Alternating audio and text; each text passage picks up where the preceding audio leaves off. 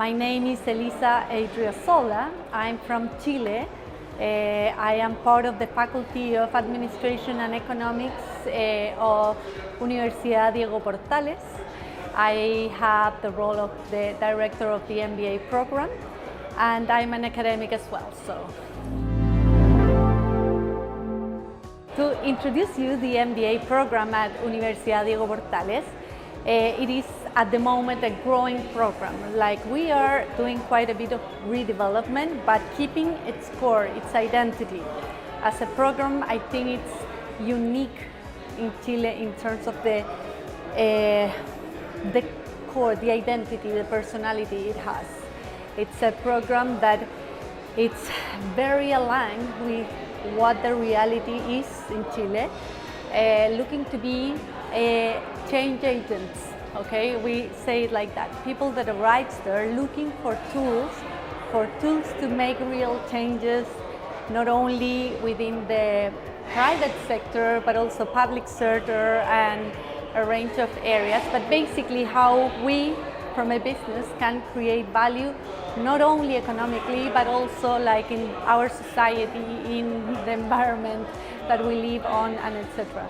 So it's very much part of the essence of the people that actually gets into our MBA.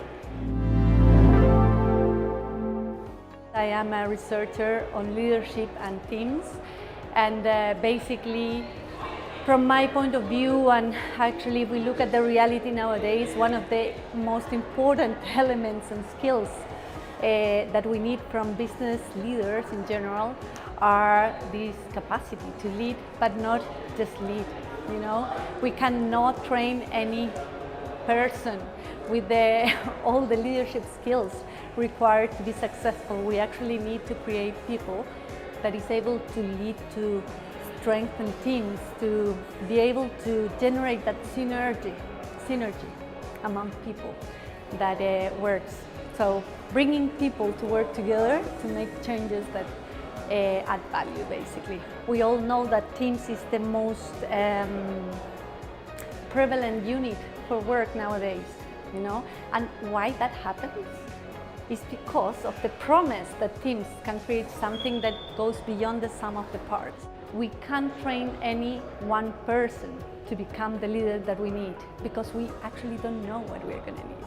The only certainty that we have is that there is more change coming. So the best tools, in my point of view, that we can provide our students is the tool to be able to learn and to look for the knowledge that they don't know, the skills that they don't have. And for that, basically, is understanding that you might be an expert on something, but you are not an expert on other stuff. And how do you welcome that other expertise? How do you make it grow? So it has to do with the talent and how to create new, deal with the reality and the changing environment. We don't even know what is going to happen. I truly believe in that. I truly believe in that, and I'm pushing them to kind of embrace and challenge themselves. Like, we all have worked in teams that there was a free rider, that some, all these theories that we know about teams, like, that the social loafing and all that, we all know that, like, we all have experienced that.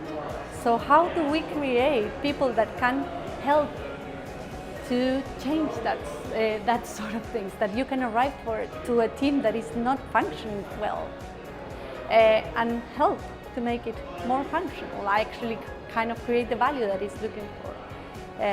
In a way, for me, that is a skill that is way harder than just kind of giving instructions. So in our MBA at Universidad Diego Portales, we truly believe in the power of teams. Teams are critical nowadays. I do believe, and we do believe, that people need to hold those skills, that we can only be flexible and adaptable if we have those skills. So we do that in our MBA. We train them to become better team members. Chile is growing. Chile is a very important entry door to Latin America. Overall, it's quite stable, and we can make business there. Yeah, but it's not business at any cost, basically. We've got a lot of mining, a lot of resources within our industry, but how do we make it? How do we create value, economic, and etc., without damaging the rest? And I would say also socially, like we are a developing country, part of Latin America, and etc., and the challenges in terms of poverty, of differences, you know, class or that sort of stuff. Although it might be slightly less than other countries, it's still big. So how do we help, you know, bridge and reduce that gap? With the Andes Mountains, a lot of things that we do, that we deal with in Chile, the way of doing things sometimes have stayed the same for a while. And I think that pushing, that openness to different cultures, to different issues, also broadens your view. You realize that we are not the only ones having certain problems, you know, that we can contribute into problems of other cultures, other countries, and we can kind of learn together. Like you need to develop this skill of culture dealing, working with others.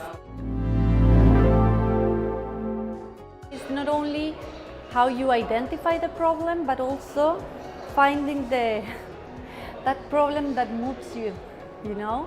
Like we all see our day-to-day, like society, we live our society, and there are things that bother us, you know? And how there are things that bother us that could energize our actions in terms to make a better world, basically. Although it might sound very cliche, like we all can contribute.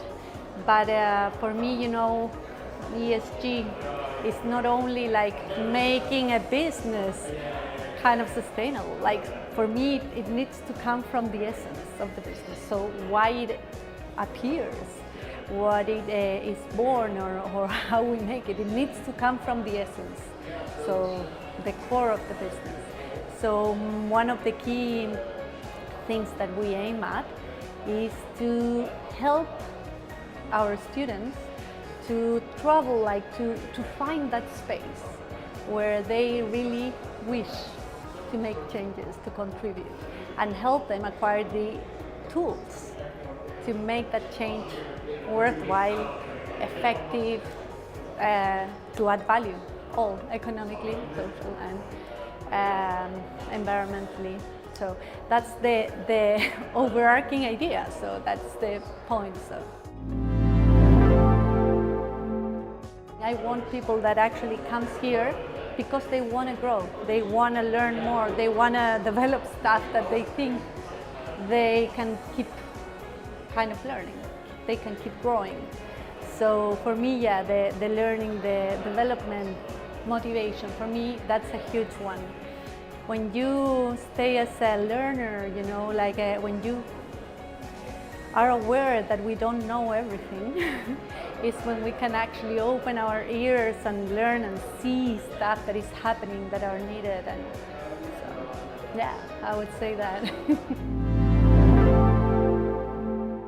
The hardest part for our MBA, and probably for any MBA actually, is to ensure robust theory and handling. Like I don't want you know, the library of theories, like we have information at hand. I do want people to be able to know what is good stuff. So a bunch of few theories, a bunch of really well tested, lots of evidence behind, like the most up-to-date theories, you know, they need to handle them. But it's not learn a theory and use it. It's actually learn a theory. And how does it help us to explain or understand this reality? But how it doesn't, because there is no theory that can help explain the complexity of our world. So basically, how this model or this theory helps, how this other theory helps fill the gaps that this other one, and etc. So this development of the critical thinking and the questioning, the looking for this evidence-based management, critical thinking, and being able to navigate, to question information. We are in a time of data, you know, like information is all over. How do you choose? How do you decide which is the right one? How can you say, okay, this is worthwhile?